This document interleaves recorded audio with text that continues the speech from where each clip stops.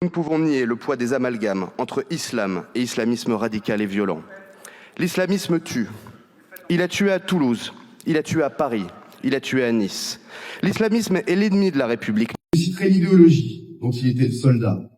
L'islamisme radical et violent qui a assassiné Johan.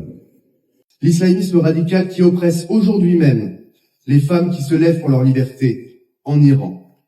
Cet islamisme radical et violent que je ne confonds pas avec la religion musulmane pratiquée par des millions de nos compatriotes de manière pacifique. Mais cet islamisme radical est notre ennemi.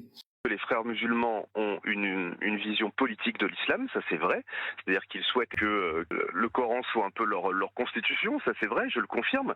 Mais ça n'est pas pour autant qu'on peut démontrer la moindre implication en France dans un acte terroriste. Vous pouvez très bien avoir une vision d'une islam politique sans pour autant faire du terrorisme. À l'inverse, vous pouvez être des terroristes sans avoir aucun lien avec l'islam. Et sur la question de l'entrisme, il y a un rapport extrêmement sérieux du ministère de l'Intérieur qui confirme qu'il peut y avoir des mouvances religieuses qui tentent de faire de l'entrisme en France, dans des associations, dans des partis politiques, dans des administrations, mais en l'occurrence pas sur les frères musulmans. Le problème de ce texte, c'est qu'il est particulièrement mal écrit. On sent que LR avait absolument envie de faire un texte avec écrit musulman dedans, mais il est particulièrement mal écrit et imprécis. On mélange des concepts qui n'ont rien à voir et qui doivent par ailleurs tous être combattus.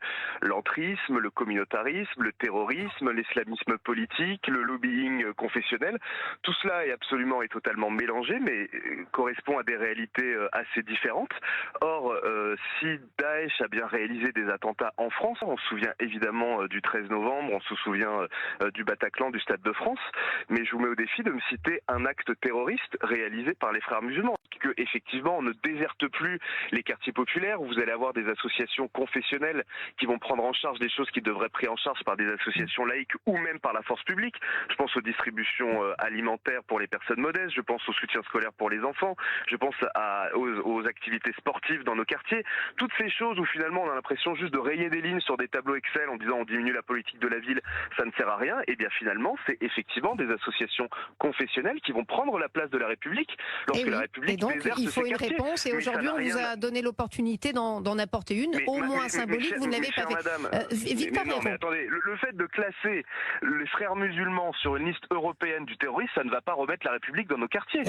Moi, je suis d'accord que les symboles ont une importance, mais moi je suis député, quand je vote un texte de loi, je regarde ce qui est écrit dans le texte de loi. Le texte de loi ne prévoit aucun outil pour lutter contre ce phénomène réel qui est l'entrisme religieux dans nos quartiers. Ils ont effectivement voulu faire un communiqué de presse.